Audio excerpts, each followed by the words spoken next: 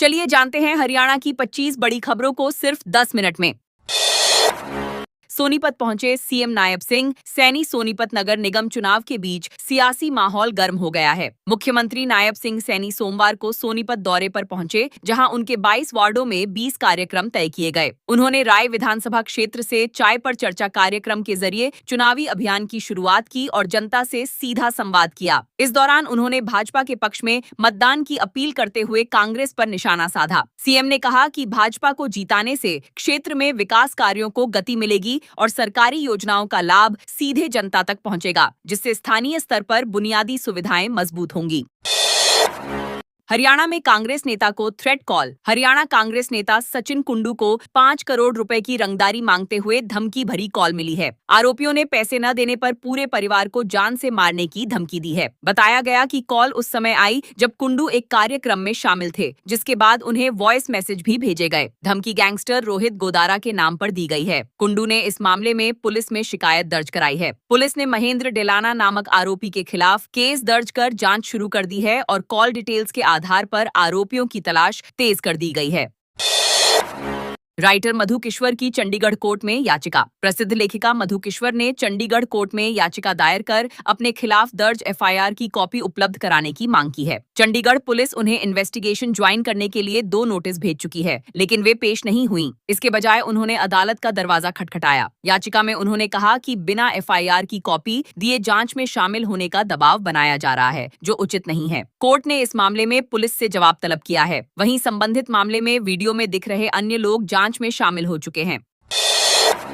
Cross voting के बाद MLA जरनैल की बढ़ी तवज्जो। राज्यसभा चुनाव में क्रॉस वोटिंग के बाद कांग्रेस से निलंबित विधायक जरनैल सिंह की राजनीतिक अहमियत बढ़ती नजर आ रही है। सोमवार को रतिया में आयोजित सरकारी कार्यक्रम में उन्हें मुख्य अतिथि के रूप में बुलाया गया, जो एक असामान्य कदम माना जा रहा है। इस कार्यक्रम में उन्होंने भाजपा नेताओं के साथ मिलकर 14 गौशालाओं को 3 करोड़ रुपए से अधिक की अनुदान राशि वितरित की। सूत्रों के अनुसार यह आमंत्रण मुख्यमंत्री के निर्देश पर दिया गया था। इससे संकेत मिल रहे हैं कि जरनैल सिंह को सत्ता पक्ष में अहम भूमिका दी जा सकती है। बहादुरगढ़ में सफाई कर्मचारियों की हड़ताल चौथे दिन भी जारी। बहादुरगढ़ में सफाई कर्मचारियों की हड़ताल चौथे दिन भी जारी है, जिससे शहर की सफाई व्यवस्था पूरी तरह चरमरा गई है। जगह जगह कूड़े के ढेर लग गए हैं और लोगों को बदबू व गंदगी से जूझना पड़ रहा है। नगर पालिका कर्मचारी संघ के बैनर तले कर्मचारी नगर परिषद कार्यालय के बाहर धरना देकर सरकार के खिलाफ नारेबाजी कर रहे हैं। उनका कहना है कि जब तक उनकी मांगे पूरी नहीं होती, हड़ताल जारी रहेगी। उन्होंने चेतावनी दी है कि यदि जल्द समाधान नहीं निकला तो आंदोलन को और तेज किया जाएगा। सीएम के राजनीतिक सचिव की कार से टकराई नीलगाय। हरियाणा के मुख्यमंत्री के राजनीतिक सचिव तरुण भंडारी की कार रविवार देर रात पंचकूला में नीलगाय से टकरा गई। हादसे में कार को नुकसान हुआ, लेकिन भंडारी और उनके साथ मौजूद लोग सुरक्षित बच गए। बताया गया कि वे चुनाव प्रचार कार्यक्रम से लौट रहे थे, तभी रास्ते में अचानक नीलगाय सामने आ गई और टक्कर हो गई। घटना के बाद कुछ समय के लिए मौके पर अफरा तफरी मच गई, लेकिन किसी के घायल न होने से राहत मिली। यह हादसा देर रात कम रोशनी और वन्य जीवों की आवाजाही के कारण हुआ बताया जा रहा है। रोहतक की वैश्य शिक्षण संस्था में राजनीति हलचल तेज। रोहतक की वैश्य शिक्षण संस्था में प्रधान और कोषाध्यक्ष की सदस्यता रद्द होने के बाद नई राजनीतिक हलचल शुरू हो गई है। गवर्निंग बॉडी के 19 सदस्य अब नए प्रधान के चयन की तैयारी में जुट गए हैं। इस बीच कई दावेदारों ने अपनी दावेदारी मजबूत करने के लिए लॉबिंग शुरू कर दी है। यह कार्रवाई संस्था के पदाधिकारियों के खिलाफ मिली शिकायतों के बाद की गई थी। अब संस्था में नेतृत्व परिवर्तन को लेकर चर्चाएं तेज हैं और आने वाले दिनों में नए प्रधान का चुनाव हो सकता है, जिससे संस्था की दिशा तय होगी। गोहाना की अनाज मंडी में बारिश में गेहूं भीगा। सोनीपत जिले की गोहाना अनाज मंडी में तेज आंधी बारिश के कारण खुले में रखा लाखों क्विंटल गेहूं भीग गया, जिससे किसानों और व्यापारियों को भारी नुकसान हुआ है। मंडी में जलभराव की स्थिति बन गई और सीवर जाम होने के कारण पानी की निकासी नहीं हो सकी। तेज हवाओं से तिरपाल भी उड़ गए, जिससे अनाज पूरी तरह भीग गया। मंडी में करीब 1.61 लाख मीट्रिक टन गेहूं पहुंचा था, जिसमें से बड़ी मात्रा अब भी उठान के इंतजार में थी। इस घटना ने मंडी व्यवस्था की खामियों को उजागर कर दिया है। चंडीगढ़ की विरासत अंतर्राष्ट्रीय बाजार में नीलाम। चंडीगढ़ की ऐतिहासिक विरासत एक बार फिर विदेशों में नीलाम होती नजर आई है। ब्रिटेन के स्वॉडर्स ऑक्शन हाउस में पियरे जीनरेट द्वारा डिजाइन किए गए फर्नीचर के 4 लॉट करीब 20,800 पाउंड में बेचे गए। इन फर्नीचरों पर चंडीगढ़ के सरकारी विभागों के पहचान चिन्ह मौजूद थे। इसके बावजूद इन्हें नीलामी से नहीं रोका जा सका। इस घटना ने सरकारी संपत्ति की सुरक्षा और निगरानी पर सवाल खड़े कर दिए हैं। विशेषज्ञों का कहना है कि इस तरह की नीलामी से शहर की सांस्कृतिक विरासत को नुकसान पहुंच रहा है और इसे रोकने के लिए ठोस कदम जरूरी हैं।